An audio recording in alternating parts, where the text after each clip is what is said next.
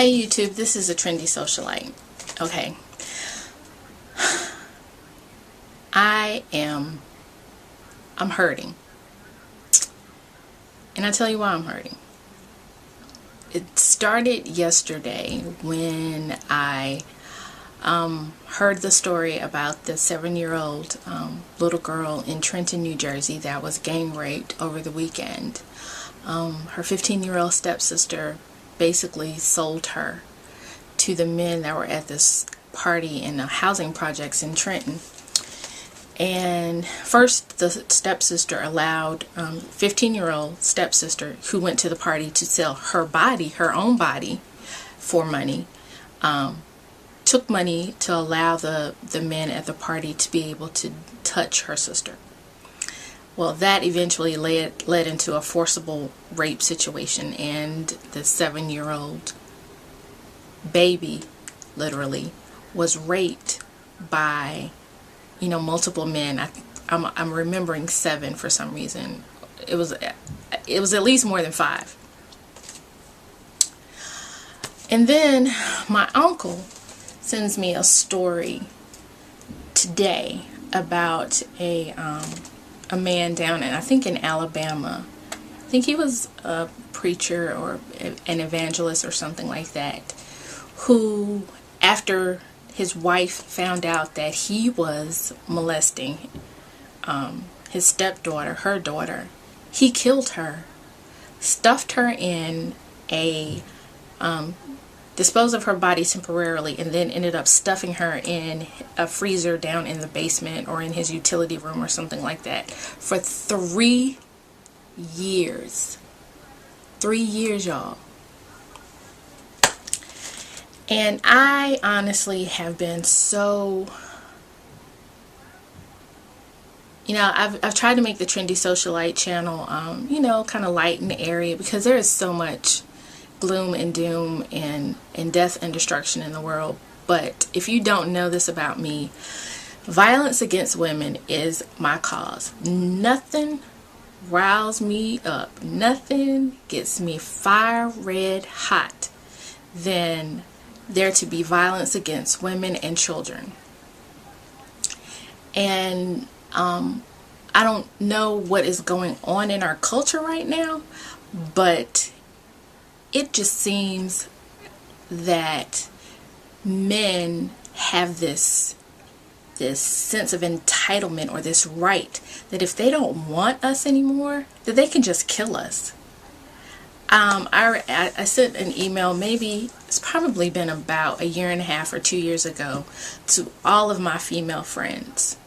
And in it, I talked about that. I talked about how, men feel like now they can just dispose of us. They can just murder us, hide our bodies, dispose of our bodies, and rather than divorce us, break up with us, or anything like that. I mean, at the time I wrote the email, it seemed like every week some woman was disappearing, or some woman her body was found. I'm at my wit's end. Like, for real, like, really, I am just, I don't even know what to do anymore, because I'm so upset by this stuff happening in our community, in the nation, in the world. I think my passion started for that. I was in a doctor's office a long time ago, years and years ago, and I was reading a really old magazine, and it had one of the supermodels up there at the time. I don't remember what her name was, but she talked about her experience with female genital mutilation. And I read the story and the horrific things that happened to her physically, in Africa before she came to the United States. And I was just incensed with that. And that started sort of my personal crusade with working with rape victims, working with domestic violence shelters. I was on a board of directors for a domestic violence shelter, just trying in any small way that I can give back and for those causes, because they are so important to me. They're important, and they should be important to all of us. Recently, and I will put links to any articles that I try to reference in the video description box, because I want you to read about these women. I want to put names and faces before you so that you can see that these are not just, you know, nameless victims, that these are women, these are parents, these are wives and friends and cousins and sisters that we are losing to senseless violence, senseless, barbaric violence.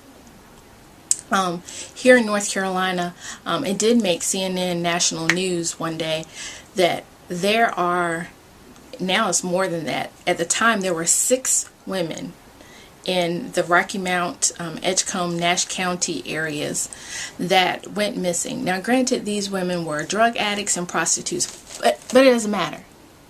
I mean, I don't care if they were spreading them all over, up and down I-95. It does not matter. These women disappeared. Nobody was looking for them. Nobody was concerned about them. But you kept finding bodies. Like, police kept finding bodies all over the place. Since that time, since these first 6 have come out, almost every week they're discovering another body. They have arrested a suspect in several of their murders. I'm not even totally sure of why I wanted to do this video, but I just need to implore my YouTube listeners and those that you share this message with to please, if you know of anyone that's in a domestic violence situation, help them, talk to them, get them, direct them to a place that can help them. Don't turn your back on them. Don't say, well, you know, that's grown folks' business, or that's none of my concern. It is your concern. You are your sister's keeper. Yes, you. Me. I am my sister's keeper. If I know that my sister is suffering, I need to be able to help her. I need to at least be able to direct her to a place where she can get the help that she needs and deserves.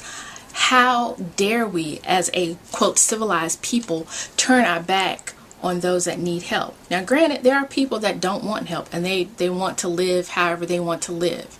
So, once you extend yourself, I understand if you have to back up and back away. But for those that want help, that want a better way of life, please just take some time and help them. Please. I mean, you can literally be saving someone's life. And don't even get me started on the violence against children. You know, in North Carolina, we had that case of that beautiful little girl, Shania Davis, who, I mean, her mother sold her to some man, or, you know, pimped her out to some man, and he ended up killing her. What? And so far, I think all she's been charged with is trafficking. She needs to be charged with murder. Whatever that, there's some law that, you know, that leads to murder, something like that, or whatever. She needs to be charged with something other than human trafficking, because that woman is sick. Sick, I tell you. Yesterday, I think it was, Steve Harvey was on Twitter, and he was in, that's where I found out about the rape of the 7-year-old girl, and he was talking about how we have to reach out to our men and our boys about you know, their respect for women and loving women and protecting them, you know, because he's big on the 3 Ps: protect, profess, and provide. And that's not happening in so many cases now, because like I said, they just feel like they can dispose of us by any means necessary. Whatever way they feel like they can get rid of us, they feel like they're entitled to do that.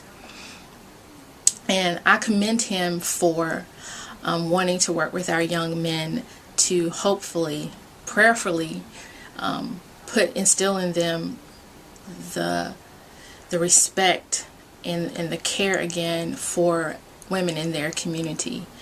So if there are any men listening to this message at all, I implore you, when you look at women, when you look at me, when you look at us, you know, don't look at us like you look at some object. Look at us like we're your mothers, your sisters, your cousins, your friends, all of the women in your life that are close to you. What would you do? How would you feel if someone violated them? How would you feel if someone abused them? How would you feel if someone murdered them?